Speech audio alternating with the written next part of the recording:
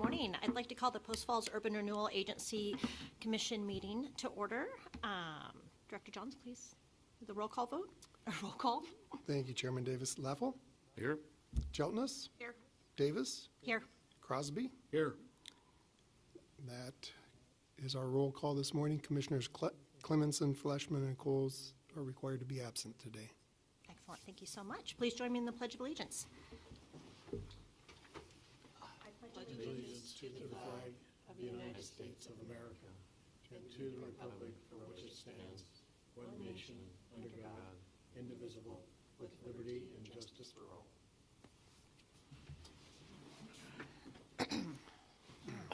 Next up, we have ceremonies, appointments, and announcements. Don't have any this morning. Great. How about conflict disclosure? Anyone on the commission have a conflict with anything on the agenda? Next up is the consent calendar. Good morning, Commissioners. Item A in the consent calendar is the Commission meeting minutes of January 16th, 2025. Item B is the Finance and Policy Committee meeting minutes, January 23rd, 2025. Item C is the Commission workshop minutes, February 11th, 2025. Item D is the payables for this month, totaling $10,819.67. Item E is the bank activity report, which shows total funds in all accounts of $3,987,881.28 and accrued interest for the month of $7,068.27. Item F is the financial reports as of January 31st. Approval of the consent calendar will authorize a transfer of $10,819.67 to the First Interstate checking account for the monthly payables and $7,068.27 accrued interest to the general fund. Chairman Davis, I would answer any questions. Excellent. Do we have any questions or comments with the consent calendar? All right, we'd be looking for a motion to approve. So move. Second. All right, it's been moved and seconded. Roll call vote. Hjeltness? Yay. Crosby? Aye. Leffel? Aye. Davis? Aye. All right, next up we have committee updates, Finance and Policy, Treasurer Crosby. Finance Committee had a meeting on the 23rd of January where we went over a number of things, including the audit, which we'll review today, district fund status, and a Welsh-Comer audit task order, hiring an engineer to go over a submission by a proponent. And we have a second meeting later next week to go over a number of other things, including Policy 1. So we've been busy, and we also reviewed the financials, which were just approved. Excellent. All right, next up we have district review, Vice Chair Hjeltness. No report. All right, Communications, Property, and Personnel, Commissioner No Whipple? report. No report, wow, it's cruising right along. Next up, we have citizen comments. This section of the agenda is reserved for citizens wishing to address the commission regarding an agency-related issue. Comments related to future public hearings should be held for that public hearing. Persons wishing to speak will have 5 minutes. Doesn't look like we have any citizen comments. Next up, we have unfinished business. We do not have any unfinished business this month. All right, new business. New business, our first item is the fiscal year 2024 audit presentation. Tony Hackwith from Alpine Summit CPAs will be is present to provide a review of the audit report. Excellent. Good morning. Again, my name is Tony Hackwith with Alpine Summit CPAs, and we performed the financial statement audit for your fiscal year ending September 30th, 2024. I believe you all have a financial statement, so I'm just going to go through the financial statement, not all 33 pages, but just hit a few highlights, and if you have any questions, just stop me and ask me. And I want to thank Joe for all of his help in helping us get the audit completed. Okay, so page 1 through 3, this is our independent auditor's report that we issue as a result of our procedures.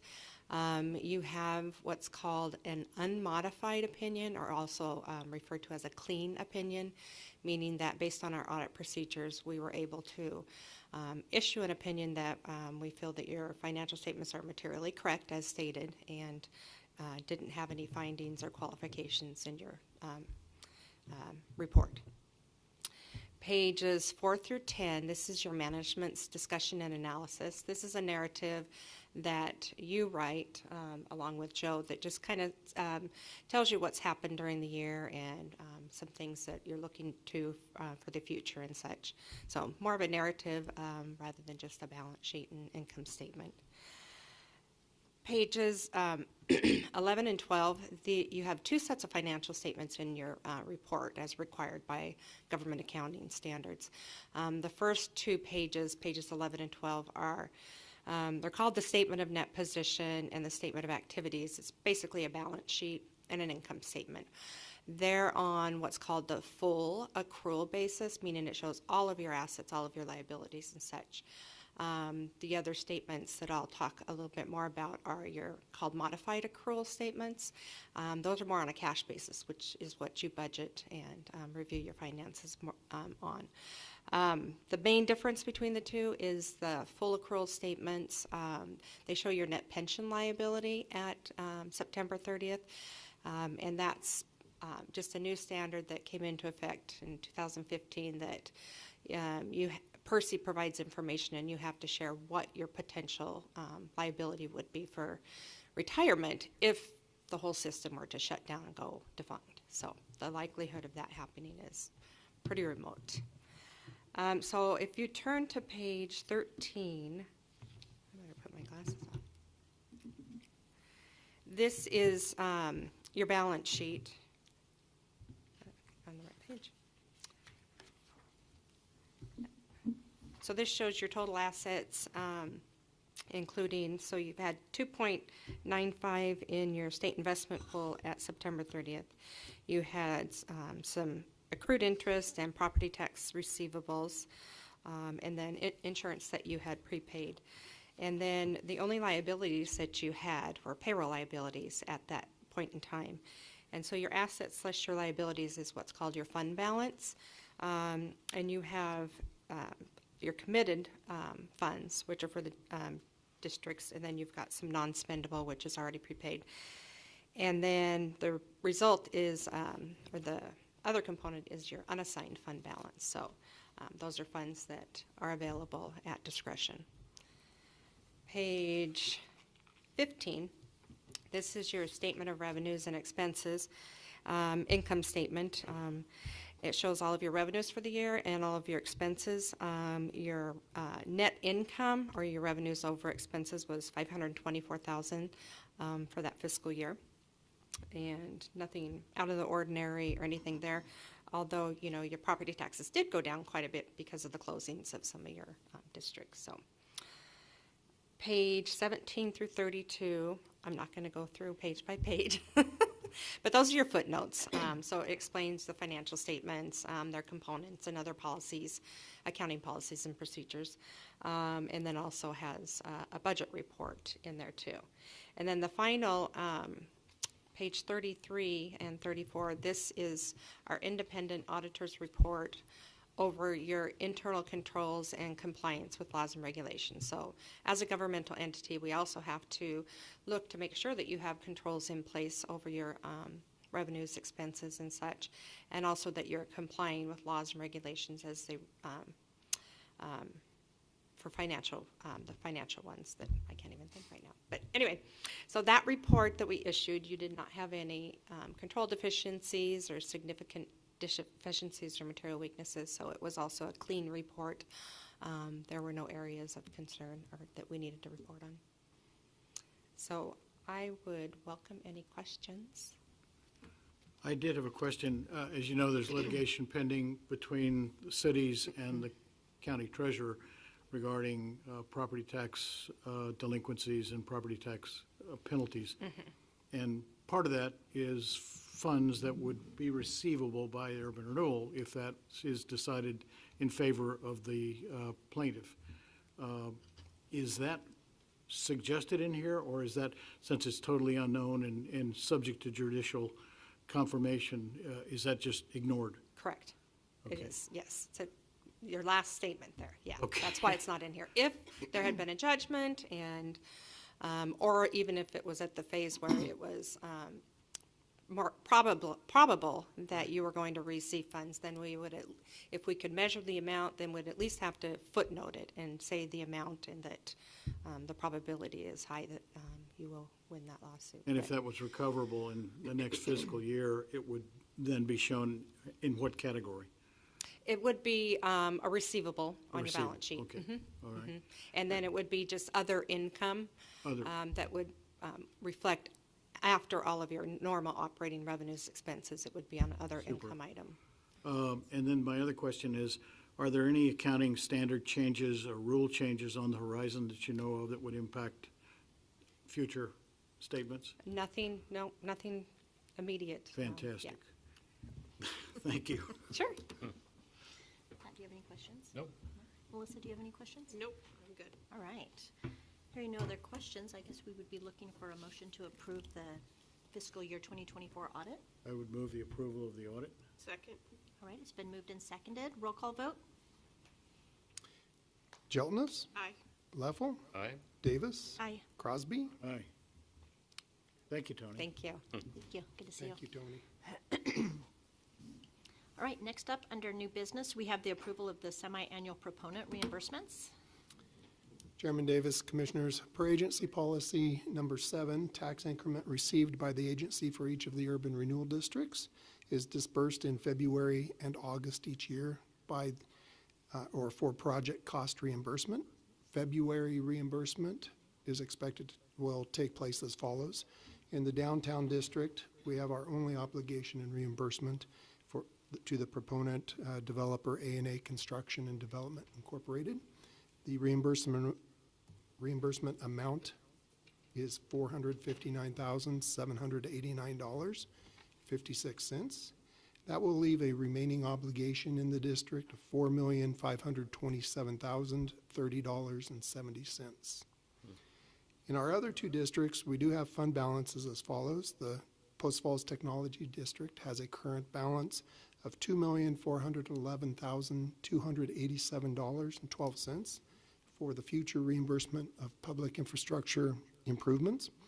And the Pleasant View District has a current balance outstanding of $50,162.27 as a result of the remitted tax increment funds not yet covering the agency's annual administration fee.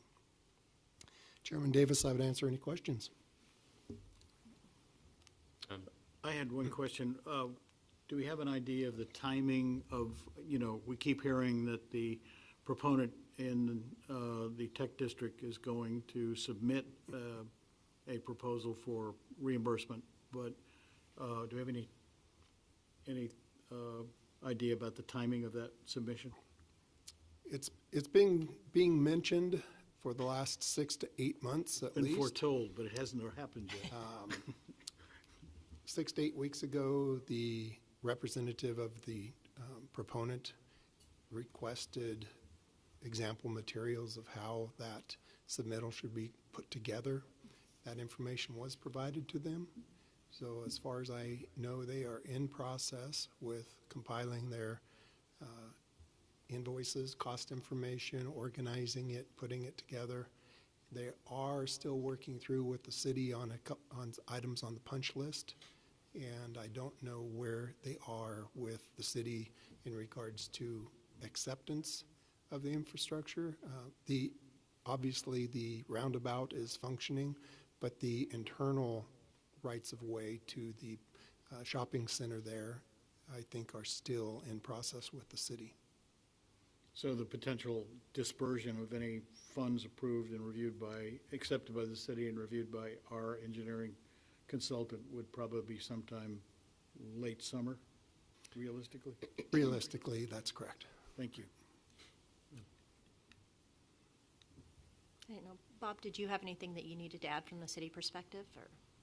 I think they're working through their Okay. punch list stuff. I think they've also requested help from the Jacklins in order to understand how to approach or I make a motion that, or I would move that we approve the payment to the proponent in the downtown district. I'll second it. All right, it's been moved and seconded. Roll call vote. Leffel, Aye. Hjeltness, Aye. Crosby, Aye. Davis. Aye. All right, next up, we have the 2024 annual report presentation.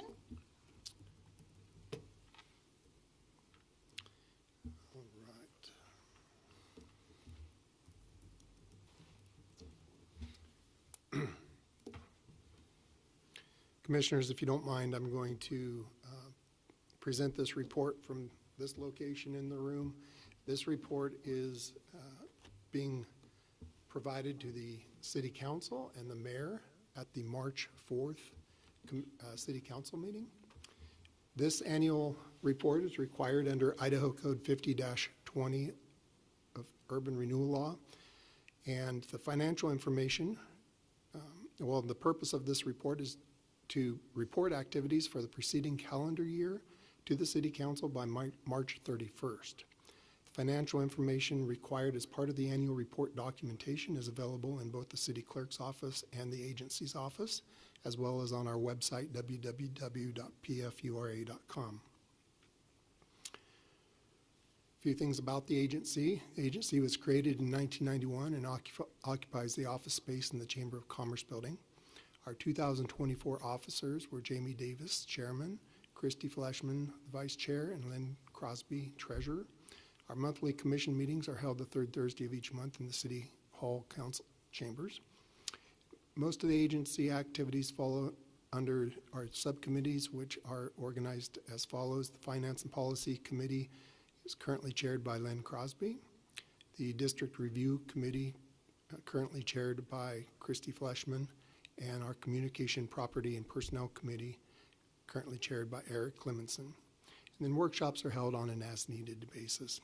Now, the agency's mission statement is to encourage sound economic and community improvement that enhances the overall quality of life in Post Falls by providing and improving infrastructure, attracting jobs, and enhancing citizen safety and health.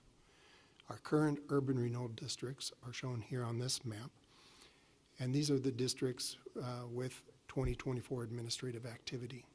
It's important to understand that district proponents build public infrastructure and pay for it up front. The risk lies solely on them to bring in new businesses and expand the community's tax base, which results in additional property value and tax increment. Increment collected by the county is remitted on a monthly basis to the agency, and we reimburse the proponent semi-annually in February and August. Here's a map showing the agency's 7 closed urban renewal districts. This map provides a clear view of how the City of Post Falls and the Urban Renewal Agency have effectively utilized the program to promote sound economic and community improvement in mostly commercial and industrial areas during the past 3 decades of growth. In our closed districts, the urban renewal funded improvement costs totaled $68.4 million. Total district property valuation increases due to development during the term of these districts was $1.08 billion. That equated to over $2.64 million in funds to the City of Post Falls, which continues annually as part of the city's expanded property tax base after urban renewal districts close. When a district has remaining tax increment funds at closure, the surplus is rebated to the taxing districts, which include the City of Post Falls, the School District, North Idaho College, Post Falls Highway District, Kootenai County Fire Rescue, Kootenai County Community Library Network, and Kootenai County Emergency Management Systems. When these districts closed, rebates of unexpended funds totaling over $2.23 million were returned to the taxing entities. Historically, the agency has been proactive to return unobligated tax increment funds to the taxing districts during the term of a district. In the East Post Falls District in 2009 and 2012, funds totaling $5.5 million were rebated. Development continuing to take place after the district closures provides for increased tax revenue possibilities into the future for these taxing districts. It's a great slide. District participants in the downtown and Post Falls technology districts have completed at their expense approved remediation and public infrastructure projects. Post Falls Technology District proponent, Beyond Green Incorporated, is currently preparing a request for reimbursement of public infrastructure construction costs. In the downtown district, the Urban Renewal Commission approved the reimbursement of remediation and infrastructure costs totaling $6,035,511 in February of 2024. February 2024 reimbursements in the downtown district resulted in an end of financial year obligation balance of $4,986,820. And in the Pleasant View district, there's not any activity to report. Urban renewal related activity in the Post Falls Technology District during 2024 consisted of construction by the district proponent, Beyond Green Incorporated, of the Prairie Avenue and Zoros Road roundabout, and the initial construction of rights-of-way within the Prairie Crossing subdivision. Costs related to the construction of these public improvements have yet to be submitted to the agency by the district proponent. Several building permits for sites within the Prairie Crossing Shopping Center are in the process with the city. Building construction is anticipated to begin in 2025. For the downtown district, on February 15th, 2024, the Commission granted an order of approval for reimbursement of costs in the Millworks and North Mill 1 project area. Throughout 2024, construction continued to progress in the areas of Phase C, which is vaguely identifiable as orange in this slide, to the left side or the west side of the development, and Phase F, yellow, which is kind of right in the middle along Idaho Avenue. Semi-annual reimbursements occurring in February and August per agency policy totaled $1,048,691 in the downtown district. This slide shows a 3-year comparison of tax increment received during the calendar year by each district.